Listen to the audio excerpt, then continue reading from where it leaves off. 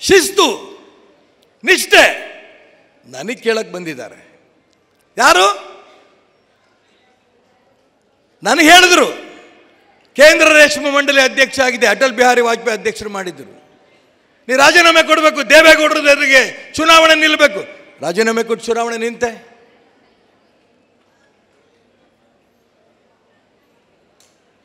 ಮಾನ್ಯ ಯಡಿಯೂರಪ್ಪನವ್ರು KGP ಕಟ್ಟಿದ್ರು.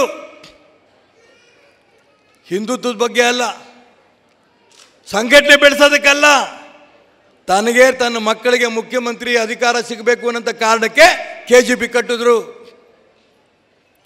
KGP ಅವ್ರು ಕಟ್ಟಿದಾಗ ನಾನು ಎನರ್ಜಿ ಮಿನಿಸ್ಟರ್ ಆಗಿದ್ದೆ, ವಿದ್ಯುತ್ ಮಂತ್ರಿ. ಎಲ್ಲ ಸಂಘ ಪರಿವಾರದ ಹಿರಿಯರು, ಭಾರತೀಯ ಜನತಾ ಪಾರ್ಟಿ ಎಲ್ಲ ಹಿರಿಯರು.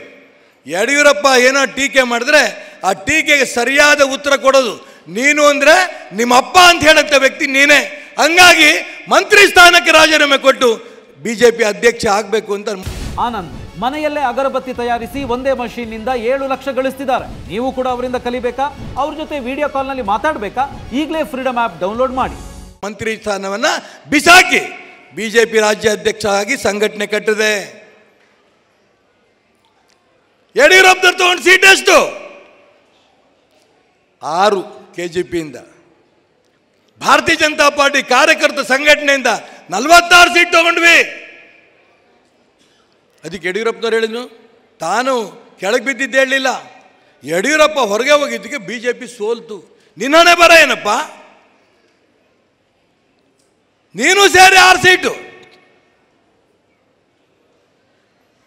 ರಾಜ್ಯದಲ್ಲಿ BJPಯ ವಿಚಾರಗಳು ಬಂದಂಥ ಸಂದರ್ಭದಲ್ಲಿ ಮತ್ತೆ ಮಂತ್ರಿ ಸ್ಥಾನ ಇರೋಂಥ ಸಂದರ್ಭ ನನ್ನ ಮೇಲೆ ಕೇಸ್ ಬಿತ್ತು. ತಕ್ಷಣ ರಾಜೀನಾಮೆ ಕೊಟ್ಟೆ. ಮಾನ್ಯ ನರೇಂದ್ರ ಮೋದಿ ಅವರಿಗೆ, ಅಮಿತ್ ಶಾ ಅವರಿಗೆ, ದೊಡ್ಡವರಿಗೆಲ್ಲ ಹೇಳಿದೆ ನಾನು ರಾಜೀನಾಮೆ ಕೊಡ್ತೀನಿ ಅಂತ. ಬೇಡ ಬೇಡ ಅಂದರು. ಇಲ್ಲ, ನನ್ನ ಮೇಲೆ ಆಪಾದನೆ ಹೊತ್ತಂಥ ಸಂದರ್ಭ ಇರಲ್ಲ. ರಾಜೀನಾಮೆ ಕೊಟ್ಟೆ. ರಾಜೀನಾಮೆ ಕೊಟ್ಟ ನಂತರ ಭಗವಂತ ನಿರ್ದೋಷಿ ಅಂತ ಕೋರ್ಟಲ್ಲಿ ತೀರ್ಮಾನ ಆಯ್ತು. ಮಾರನೇ ದಿನ ಯಡಿಯೂರಪ್ಪನ ಸ್ಟೇಟ್ಮೆಂಟ್ ಕೊಡ್ತಾರೆ, ಇನ್ನು 3 ದಿನದಲ್ಲಿ ಈಶ್ವರಪ್ಪನ ಮಂತ್ರಿ ಮಾಡ್ತೀವಿ. ಯಾಕೆ ಮಾಡಲಿಲ್ಲ ಯಡಿಯೂರಪ್ಪನವರೇ?